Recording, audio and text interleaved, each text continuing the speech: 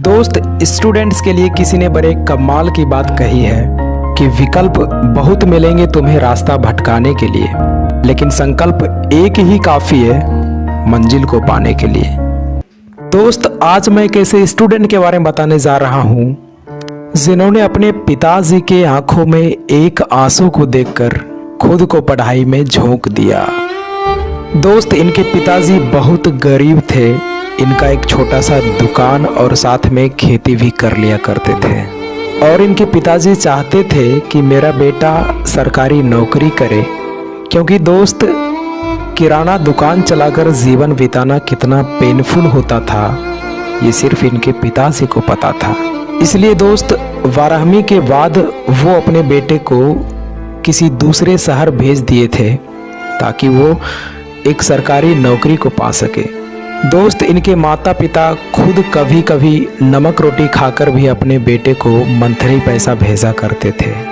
जब tuition fee देने की बारी आती थी तो एक बार सारा पैसा देने के लिए इनके पास पैसे नहीं होते थे, तो ये गांव के किसी पड़ोसी से कर्ज लेकर पैसे को भेजते थे।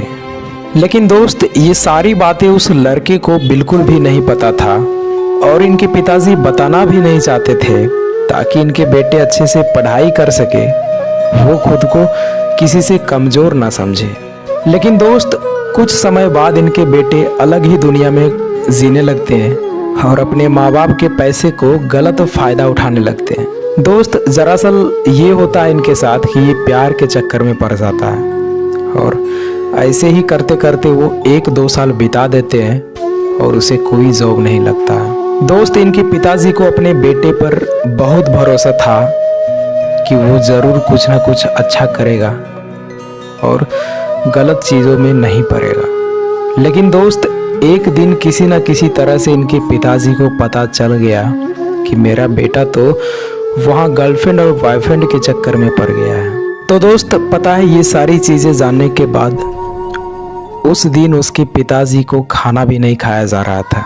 उनको लगने लगा था कि जो मैंने सेक्रीफाइसेस किया वो सारी चीज़ें बेकार हो गया है। क्योंकि दोस्त, जो बाप अपने बेटे पर आंख बंद करके भरोसा करते हैं और वो भरोसा टूटने के बाद पिताजी के ऊपर क्या बीतता है ना, वो सिर्फ एक पिता ही समझ सकते हैं। दोस्त, उनके पिताजी को रहा नहीं गया और उन्होंने एक दिन अपने बेटे को घर बुलाया और उन्होंने कहा कि बेटे, तुम आज अपने पिताजी की आंखों को गौर से देखो, कितनी आंसू आ रहे हैं। मैंने तुम्हें किस लिए बाहर भेजा था और तुम वहाँ क्या करने लगे।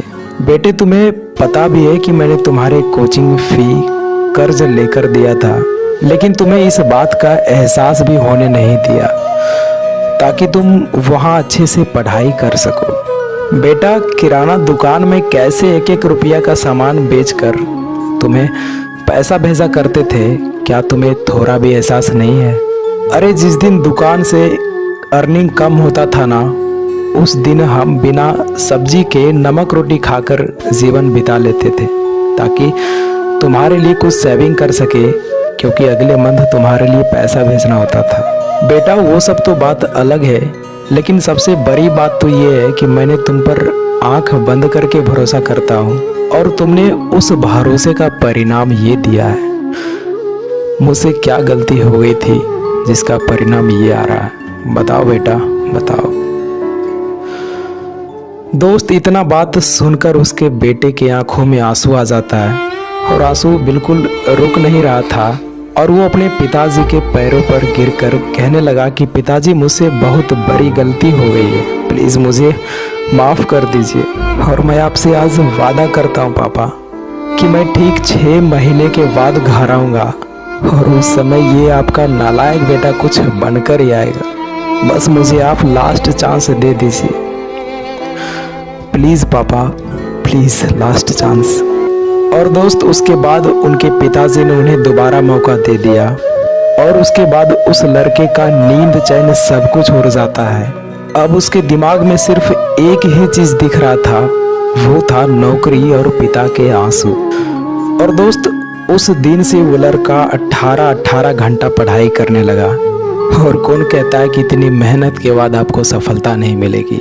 और फाइनली वो लड़के का बैंकिंग में सिलेक्शन हो गया, और वो भी विद इन 6 मंथ। तो दोस्त, इस कहानी से सीखने वाली बात तो ये है कि आप कभी भी अपने पेरेंट्स के खामोशी को नज़रअंदाज नहीं कीजिएगा, क्योंकि दोस्त उनके खामोशी में भी बहुत दर्द छुपा होता है। और हाँ, आपके पेरेंट्स को आपके ऊपर बहुत भरोसा होता है, उस भरोसे को कभी खोने मत दीजिएगा। तो दोस्त, आई होप ये मेरे द्वारा लिखा गया इंस्पायरिंग स्टोरी आपको पसंद आया होगा। अगर पसंद आया तो वीडियो को लाइक और चैनल को सब्सक्राइब जरूर कीजिएगा। मिलते हैं अब नेक्स्ट वीडियो में, तब तक के लिए बाय।